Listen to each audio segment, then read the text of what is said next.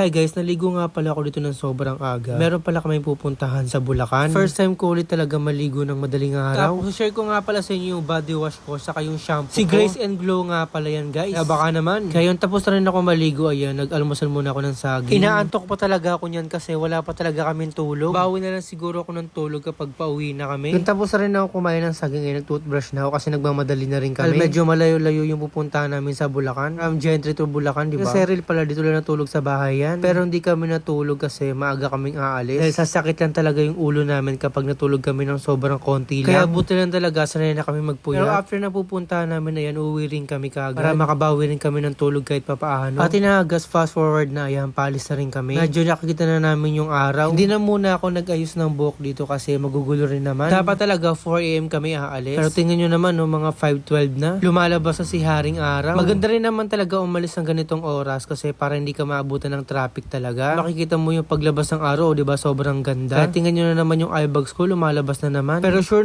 na ako mamaya, mawalan ako ng mood dito. Grabe, kahit sobrang aga pala naman umalis, mga traffic ka pa rin talaga dito. Pero okay lang kung ganyan naman yung araw na makikita mo, di ba? Sobrang ganda. Saka hindi pa siya masakit sa balat kasi maaga kami umalis. Nakakamiss din pala mag voice over, no? Dahil sobrang tagal ko nang di nakakapag voice over. Kahit inaantok ako, okay lang kasi meron naman akong kape. Galing nga pala yung sa Coffin Kick, salted caramel pa rin in-order ko sa kanila palagi. Sobrang sarap talaga. Kaya kung gusto nyo matry yan guys, search nyo lang yan sa FB page, yung Coffin Kick. Makikita nyo kagad yan. Dahil medyo maaraw-araw na guys, ay mag-sunscreen muna tayo. Madali lang i-apply yan guys kasi spray mo lang naman yan. Galing nga pala sa Skintific, solid yan. Hindi nga lang pala yan pang mukha guys ha. Pwede nga pala yan sa mga katawan ninyo. Kaya solid yan, galing Skintific yan. Nakikita nyo ba guys yung kambal ko? Kaya no, si Papa P. Pogi no.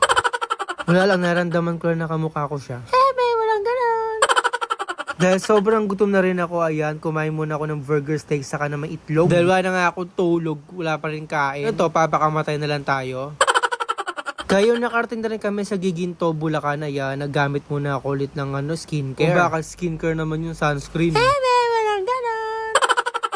O diba, na-cure sa si Cyril kaya gumamit na rin siya ng sunscreen. Kapag gumamit ka pala niyan guys, hindi siya malagkit sa mukha talaga, saka sa balat. As in, parang wala ka lang talaga nilagay. At inagas fast forward na yan, andito na rin kami sa munisipyo ng Gigintong, Bulacan. Dahil sabi ko nga pala sa inyo kanina is may pupuntahan kaming kasal. Pero hindi ko na rin talaga sa inyo papakita yung mga ganap dito kasi hindi naman talaga ako pupunta sa loob. Dahil hihintayin ko lang talaga sila matapos. Dahil nahihiya talaga ako pumasok kasi naka-t-shirt lang ako. Tapos yung mga bisita nakaayos, tapos ako lang naka-t-shirt lang. Pero okay lang naman ako dito guys kasi sobrang ganda naman ng munisipyo nila. Kaya rin naman talaga ako sumama dito kay Cyril kasi magbibideo pala siya. Dahil kababata niya palang ikakasal. Pero ang pagkakalam ko, hindi pa to yung kasal talaga nila. Dahil yung bonggang kasal nila sa CDO pa. Pero hindi naman talaga ako maghihintay dito ng matagal kasi saglit lang naman talaga pagkasal sa West, diba? Tama ba yung sabi ko guys? Pag mali, correct nyo ako. At na nga guys, ang hinihintay ko yung kainan na. Sobrang nahiya rin talaga ako dito mag-videos guys kasi mga bigatin pala yung mga bisita dito. Lalo yung mga ninong at ninang. Diyos ko Lord. Late ko lang talaga nalaman kaya pala may mga bodyguard pala itong mga to. At yung tapos na rin yung kainan guys, ayan, ang shoot dapat talaga umaga yung shoot. So pagkakatanda ko talaga is surprise wedding to. Kaya hindi na alam talaga ni Sir ko anong gagawin niya. Pero nagawa naman talaga ng paraan niya. Kaya na sa pag-uwian na yung mga bisita, ayan, nag-video shoot muna sila. Muna ng mga konting clip para naman maganda pag nag-edit na siya. Akala niyo yung guys, nagawa niya ng paraan na mag-isa lang siya mag-video. Yung patapos ako mag-voice over, bigla naman lumakas na ulan.